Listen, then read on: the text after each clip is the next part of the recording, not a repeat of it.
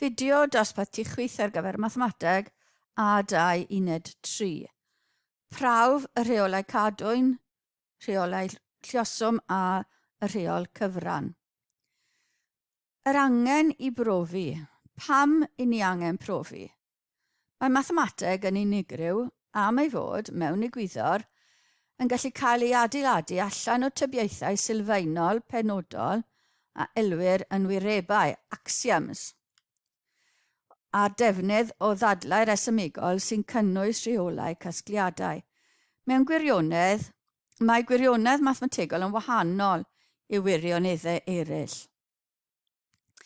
Mae'r agweddau mwyaf defnyddiol o reolau yn y fideo yma yw sut i'w cymhwyso at ddifferu'r ffwythiannau cymhleth, bydd profi rhain yn dyfynhau eich dealltwriaeth o'r gwaith. Bydd deall calculus yn nhermau terfannau yn atgyfnerthu eich dealltwriaeth o ddifferu o egwyddorion sylfaenol a rhoi sylfaenol gryfach i chi am fwy o'r hyn yn eich astudiaethau A2 ac efallai thu hwnt i hyn. Nawr, felly bod chi'n cofio'r llun yma, lle mae gyda ni y cord yn mynd o'r blob coch i'r blob glas, a mae'r darn llorweddol fod yn delta x, sef tymau bach o x, a mae'r darn vertigol fod yn delta y, sef tymau bach y, a mae'r tangiad mae'r cord yma yn mynd yn tangiad ar agosaf mae'r blob glas yn mynd tuag at y blob coch. Daethwch chi ar draws yna yn AS. Profi reol gadwyn. Bod i fod yn hafel i f sy'n ffwythiant o gx ac yw i bedol wedyn i fod y gx. Felly, mae gyda ni wedyn yn y hafel i f yw f i bedol. Golygu'r hyn bod d i bedol yn hafel i f dashed i bedol yn ôl yr llythyren i bedol, differu yn ôl i bedol. A wedyn, d i bedol dx yn mynd i fod yn g dash. Felly differu g yn ôl x a differu f yn ôl i bedol. Os yw delta x yn newidyn bach yn x a bod delta a bod delta u yn newidiadau bach yn ac i bedol, cawn bod delta delta x. Na mae rhain yn ddarnau bach o rhannu'r darn bach o x yn gallu fod yn hafel i delta rhannu delta i bedol, lluosi delta i bedol a rhannu delta x. Mae hwn yn cael ei trin fel algebra iawn o achos ni'n trafod darnau bach o darnau bach o x a darnau bach o i bedol. Nawr, fel mae delta x yn mynd at 0, beth sy'n digwydd? Mae dx yw terfan, fel mae delta x yn mynd yn 0, delta rhannu delta x. Felly delta delta x, fel mae delta x yn mynd yn 0 yw dx. dx, differiad wedyn yn ôl x. Mae'r cord yn mynd yn tangiad, os chi'n cofio. A wedyn yn lle delta delta x, fi'n gallu gosod delta delta i bedol, lluosi delta i bedol delta x. A fel mae delta x yn mynd yn 0 hefyd, mae delta i bedol yn mynd yn 0, achos mae i bedol yn ffwythiant x yn mynd yn 0. So mae rhain yn mynd yn 0. Felly terfan delta delta i bedol lluosi delta i bedol delta x nawr yn gallu fod yn hafel i terfan delta i bedol yn mynd yn 0 ar gyfer delta delta i bedol, lluosi dy terfan yr ail lluoswm, yr ail darn o'r lluoswm, delta i bedol delta x. So ni wedi mynd ar terfan mewn. A wedyn ni, fel mae delta i bedol yn mynd yn 0, mae delta i bedol yn mynd yn du. A mae delta u, delta x yn mynd yn du dx. Felly ni wedi profi bod, dechreuon ni lan yma, du dx yn hafel i du lluosi du dx. So ni wedi wneud hwnna allan o ddefnyddio'r darnau bach o x ac i bedol. A mae hwn hefyd nawr, du yn f dash u, a mae du dx yn g dash x. Ond oedd u yn gx i ddechrau, felly mae gyda ni du dx yn hafel i f dashed ar y ffwythiant gx lluosi g dashed x. Yn dechnegol, golygu'r y linell yma le ni wedi mynd o'r terfan y lluoswm i lluoswm y terfan, bod lluoswm y terfan yn derfan lluoswm. Bydd hyn yn wir ym mhob sefyllfa byddwch chi angen i delio arnynt yn y cwrs yma. Felly chi dewch chi ar draws sefyllfaoedd eraill yn eich gwaith nes ymlaen falle. Felly dyna beth sydd gyda ni ar y rheol cadwyn neu'r rheol ffwythiant, diffeiri ffwythiant neu reol cadwyn fenna.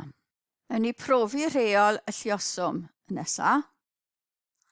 Felly boed i bedol fod yn fx a fi fod yn gx. U y ffwythiant f a fi y ffwythiant g yn ôl x. Felly bydd yn hafel i fx gx yn golygu bod hefyd yn hafel i u fi. Os yw delta x yn newid bach yn x a bod delta delta u a delta v yn newidiadau bach yn u a v, cawn bod plus tymau bach yn fwy o plus delta yn mynd i fod yn u plus delta u, lluosi v plus tymau bach o v delta v. As cadwon ni'r delta i ar yr ochr chwith, a mynd ar draw, felly byddai'n tynnu a yw u v, felly byddai'n tynnu u v o'r ochr arall.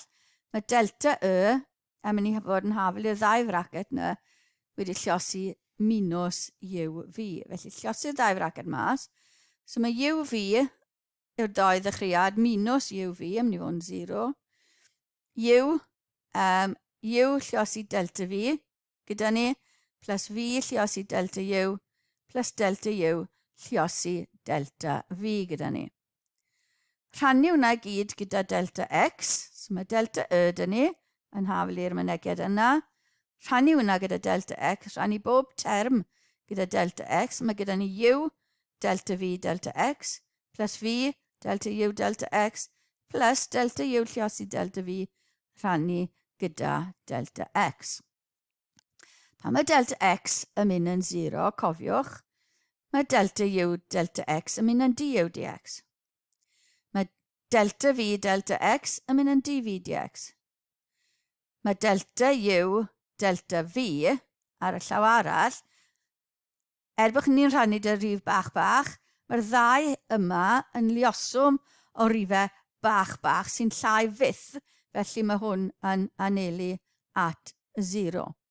So fel oedd delta x yn 0, oedd pob un o'r darnau yma hefyd yn mynd yn tuag at 0, felly'n rifau bach, a ni'n cael yr canlyniadau yma. Felly, gallwn ni osod dx wedyn yw terfan fel mae delta x yn mynd yn 0 o delta delta x, sy'n terfan y mynegiad yma.